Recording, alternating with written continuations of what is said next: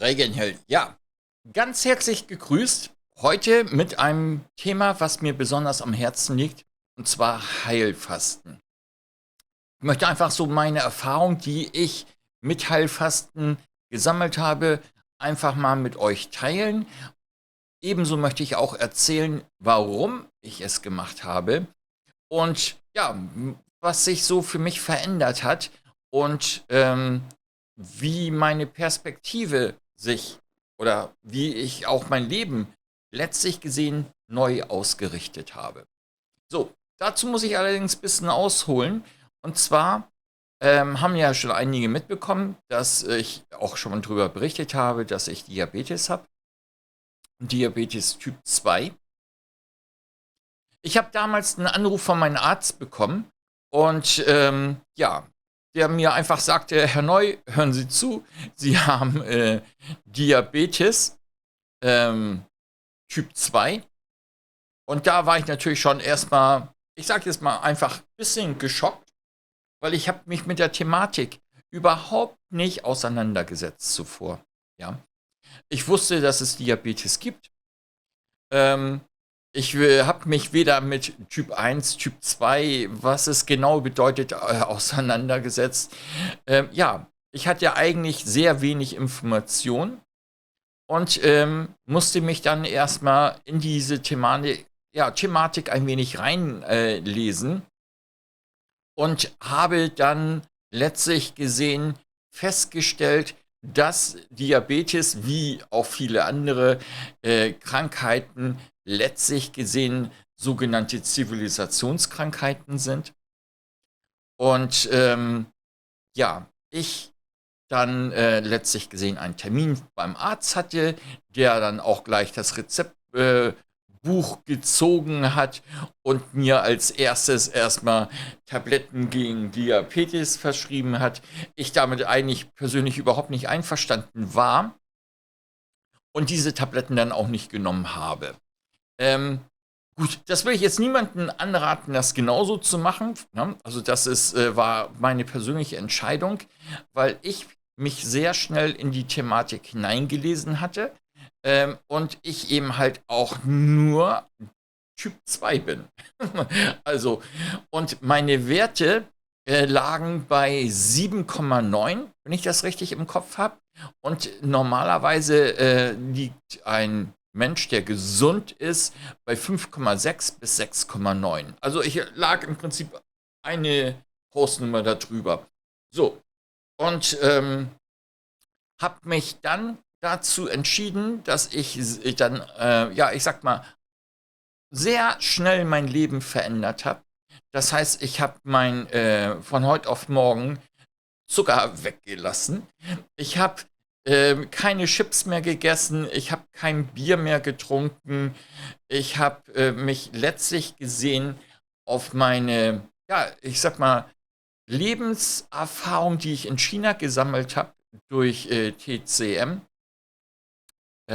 darauf zurück ja, berufen und wollte letztlich gesehen und deswegen auch nochmal dieses Bild hier nochmal zum Einblenden, die Ursache bekämpfen und nicht die Symptome, weil oft werden durch Tabletten einfach nur die Symptome, ich sag mal, ja, gelindert, aber nicht die Ursache bekämpft.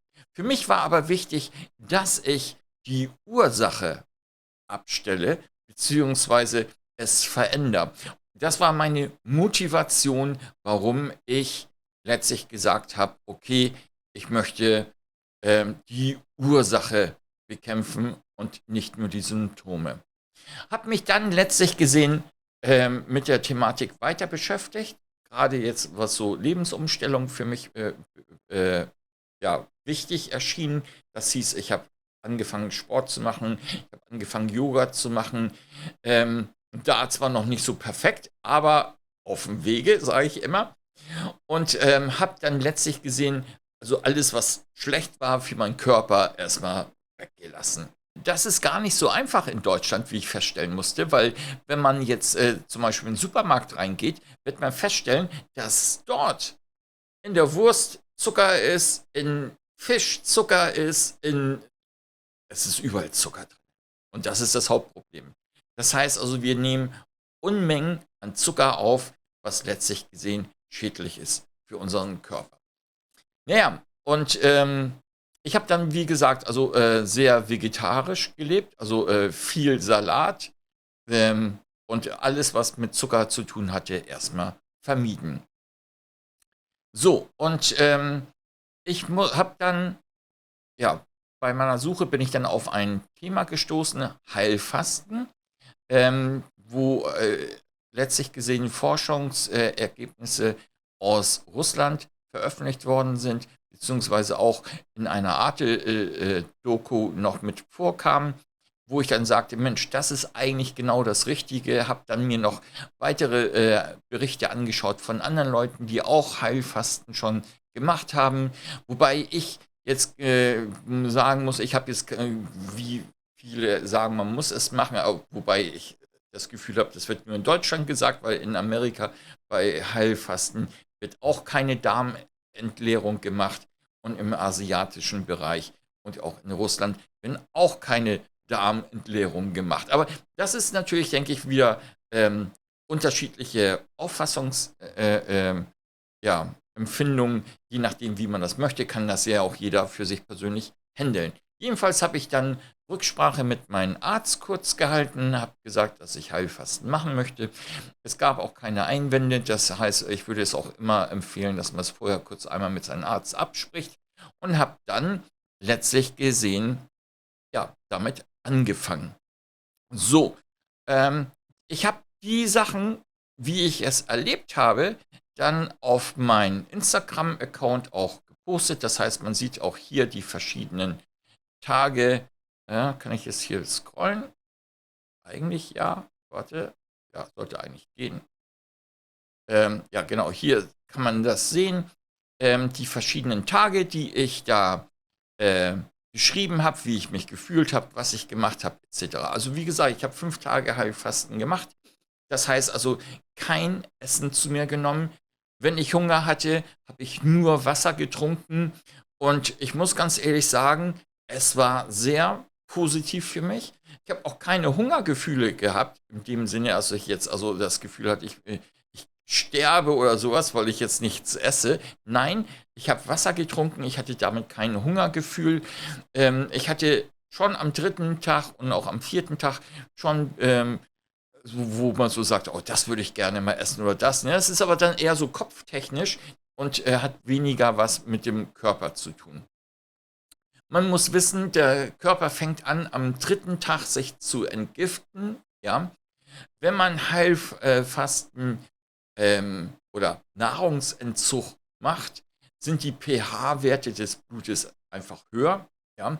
Das kann man dann auch mit Streifen, mit diesen pH-Streifen dann auch sehr gut kontrollieren. Habe ich allerdings nicht gemacht. Ja, das muss auch wiederum jeder für sich entscheiden. Ich fand aber es sehr interessant und das möchte ich euch eigentlich auch mal zeigen, was so beim Heilfasten überhaupt passiert. Und das fand ich sehr gut dargestellt und deswegen habe ich das ein wenig übernommen. Wir fangen einfach mal hier an mit einer schönen Grafik, die ich dafür vorbereitet habe. Und zwar sieht man jetzt hier letztlich gesehen einmal 3 Tanks, also so Batterien. Ja? Also, und ich denke, Batterien sind eigentlich ganz gut als Status für den Körper, ne? Für den Ladevorgang, wie es beim Körper aussieht, als Darstellung gut geeignet. Und hier haben wir einmal die Glucose, alles voll Proteins, alles voll Lipids, alles voll Lipids sind Fette, ne? Proteine zeige ich gleich nochmal. Ein Bild dazu. Ups, dann sieht man alles, das sind Proteine, die unser Körper so zu sich nimmt, ne? Oder worüber wir Proteine zunehmen. Und ja, dann haben wir natürlich noch die Lipids und das sind letztlich gesehen, ja, Fette, ne? Also unser Körperfett. Okay, und natürlich die Glucose, das ist Zucker. Okay, damit haben wir jetzt erstmal so eine Art Basic, weil ich wusste jetzt nicht, ob jeder sich damit auskennt. Also ich kannte mich teilweise mit den, dass Lipids Fette sind, wusste ich jetzt zum Beispiel selber auch nicht und deswegen habe ich das so nochmal versucht darzustellen. Wir durchlaufen letztlich gesehen beim Heilfasten 3 Phasen. Und Heilfasten ist auch jetzt nichts Neues. Es kommt in vielen verschiedenen Kulturen vor. Und in der Tierwelt ist es eigentlich eine ganz normale Sache. Das heißt also, ein Wolf, ja, oder ein Tiger oder wie auch immer, werden ja jetzt auch nicht jeden Tag irgendwo Beute machen, sondern die haben auch teilweise mal Tage, wo eben halt nichts passiert. Und in diesen Tagen, wo nichts passiert, das ist letztlich gesehen das Heilfasten für die Tiere. Und so ist es natürlich bei uns nicht, weil wir haben Aldi, Lidl, Penny und Kaufland und wie sie alle heißen. Das heißt also, wir haben immer einen vollen Markt und können natürlich ja, ohne Probleme einkaufen. Haben also nicht die gleiche Ausgangssituation. Und das ist gar nicht so gut für unseren Körper. Und deswegen ist eigentlich Heilfasten eine sehr, sehr gute Sache. So, was passiert beim Heilfasten? Phase 1. Letztlich gesehen, Tag 1. Die Glucose. Der Kopf braucht Glucose, ja, ist für ihn ein ganz wichtiger Bestandteil. Und die Glucose, die wir haben im Körper, ist am ersten Tag komplett aufgebraucht. Deswegen, vorher war der Tank, wenn wir uns nochmal entsinnen, komplett grün. Und jetzt sind wir auf Rot. Und damit treten wir auch schon gleich in die Phase 2 ein. Die Phase 2 ist eine ganz wichtige Phase für den Körper, weil hier werden Unterscheidungen gemacht. In der die erste Unterscheidung ist, der Körper fängt am zweiten Tag, nachdem die Glucose aufgebraucht ist, an, Proteins, also Muskel zum Beispiel, umzuwandeln in Glucose. Aber, weil er davon nicht so viel hat und das ein wichtiger Bestandteil ist, reduziert er das. Also ganz wenige Prozente, die er nur nutzt, weil er den Gros aus den Lipids, also den Fettvorrat des Körpers umwandelt über die Leber in Glucose. Und deswegen da auch 3 Pfeile, weil er da eine entsprechende große Menge umwandelt. So, und das kann er sehr, sehr lange durchhalten. Und deswegen haben wir hier eine Zeichnung, wo man jetzt sieht, 40 plus, ja, also Tag 40 plus. Der Körper ist in der Lage, über 40 Tage ohne Nahrung auszukommen. Ja? Dazu gebe ich nachher nochmal ein Beispiel, oder kann ich auch jetzt machen. Also bei einer Person, normalen Person, die 1,70 Meter groß ist, 70 Kilo wiegt und im Durchschnitt 15 Kilo Fett hat, ja, und das ist so der Durchschnittswert bei Menschen, ist diese Person in der Lage, circa 40 Tage ohne Nahrung auszukommen. Man braucht Wasser. Das ist eine ganz, ganz wichtige Sache. Ja? Und natürlich auch entsprechend vermehrt Wasser, aber keine Nahrung. So, und wir haben jetzt also, wie gesagt, 80% haben wir jetzt an Reserven aufgebraucht. Und da fängt plötzlich der Körper an, wenn er diese 80% aufgebraucht hat, plötzlich wieder Proteins und auch da in großen Mengen umzuwandeln in Glucose. Das ist so eine Art, ich sage es mal in Anführungsstrichen, Endphase. Ja? Und deswegen kommen wir da auch schon in die Phase 3 und das ist eigentlich die gefährliche Phase, wo alle Reserven des Körpers aufgebraucht sind. So, und in dieser Phase ist es ganz wichtig, dass der Körper schnell Nahrung findet und dann entsprechend umwandeln kann, wiederum in Glucose. So, das war jetzt letztlich mal so ein kleiner Ausflug, wobei nochmal ein kurzes Beispiel dazu. Königspinguine, nur mal so als Beispiel, können bis zu 100 Tagen ohne Nahrungsaufnahme auskommen. Ja, also das heißt also, in der Tierwelt ist es genauso vorhanden, wie eben halt in diesem Beispiel. Also die Stufen sind gleich, nur die Tage können eben halt variieren.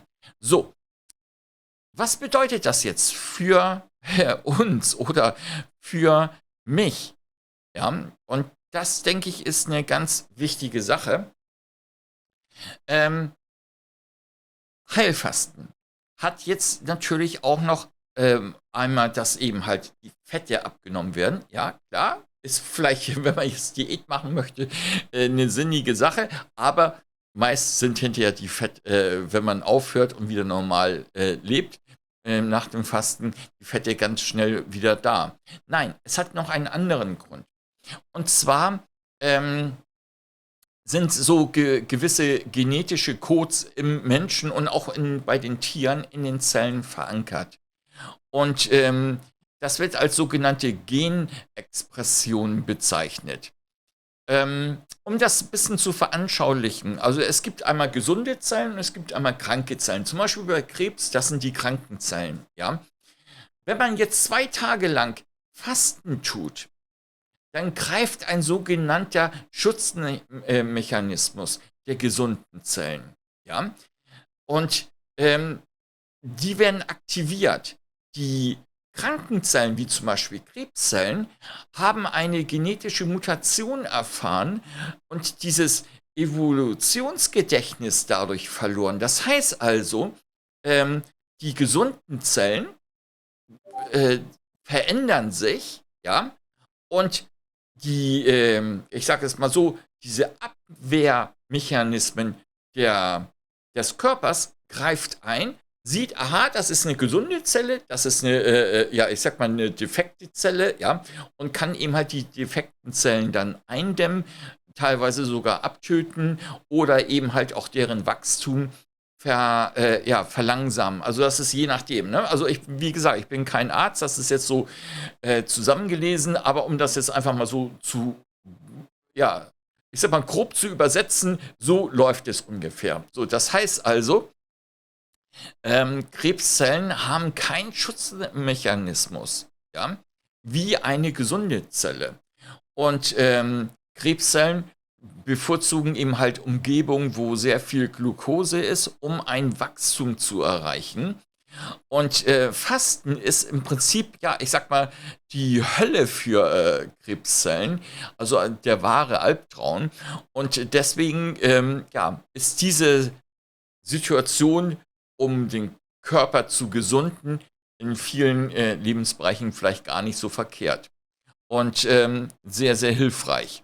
Aber wie gesagt, man sollte immer sowas mit seinem Hausarzt irgendwo absprechen, um da auch keine Fehler zu machen. So, was hat sich als Fazit für mich ergeben aus dem Heilfasten? Und das war eigentlich sehr, sehr interessant für mich, weil, und jetzt muss ich nochmal auf meine gute Zeichnung zurückkommen, auf mein Instagram, da habe ich das ja letztlich gesehen geschildert. Am 3. Tag fängt die sogenannte Entgiftung an. Und ich muss ganz ehrlich sagen, ich habe einmal Gewicht verloren, ja, was ich nachher auch fast wieder, nachdem ich aufgehört habe, nicht gleich, aber so innerhalb der nächsten Wochen wieder aufgeholt habe. Also es ist jetzt letztlich gesehen, ich liege jetzt bei 114 und vorher lag ich bei 115 etwas. Also die Differenz ist sehr, sehr schmal. Aber ich habe vorher, ganz vorher, bevor ich mein Leben umgestellt habe, 130 oder knapp 130 Kilo gewogen. Also das heißt also, ich habe schon durch meine Lebensumstellung sehr viel ähm, Fett verloren, habe durch das Heilfasten A, Leiden, die ich hatte, wie zum Beispiel, wenn ich lange saß am Computer, hatte ich immer so, ja, Wasser in den Füßen. Also, ne, die wurden richtig dick, sind angeschwollen, ja. Und das zum Beispiel ist nach dem Heilfasten, ähm, die waren sowas von schlank, ja, also voll sexy, sage ich jetzt mal so. Und ich habe auch diese Problematik danach nicht mehr so gehabt. Ja, also das war letztlich gesehen eine Problematik, die weg war. Dann hatte ich immer so Krämpfe in den Händen. Ja, so nach einer gewissen Zeit, so, ja, wie ein Krampf. So, dass ich dann ne, Übungen machen musste, damit ich das wieder auch weg. Ja, und ich hatte vorher Schmerzen im Rücken, so einen Hexenschuss, der sich ankündigte, der nach dem dritten Tag auch weg war. Gut, das kann jetzt sein, dass man so, es gibt ja diesen Effekt, wo man sagt, dass man sich das selber einbildet, ja, und dadurch das entsteht, vielleicht auch möglich, aber ich denke schon, dass es einen großen Teil durch das Heilfasten äh, kommt. Also für mich war es eine sehr positive Erfahrung. Ich werde es wieder machen. Ich plane es auch schon. Das heißt also, ich möchte jetzt in den nächsten 14 Tagen ungefähr nochmal Heilfasten machen. Allerdings nicht 5 Tage, sondern mindestens 10 bis 15 Tage. Irgendwo so in diesem ja, ähm, Bereich. Das werde ich nochmal mit meinem Hausarzt durchsprechen. Aber ich denke, er wird es genauso positiv sehen wie ich, weil die letzten Ergebnisse gerade nach dem Heilfasten, was jetzt meinen Zuckerwert angeht, sehr positiv war. Und er letztlich gesehen mit der Entwicklung, die ich durchlaufe, sehr zufrieden ist. Ja, so kann man das eigentlich sagen. Und ich denke, das ist auch ein schöner Abschluss. Das heißt, ich habe jetzt euch einfach mal so gesagt, wie ich es empfinde. Ihr könnt ja eure Meinung mal in die Kommentare hineinschreiben oder eure Erfahrungswerte, wie es euch ergangen ist. Und ja, in diesem Sinne sage ich erstmal Dragon Hill und wünsche euch noch viel, viel Spaß und bis zum nächsten Video.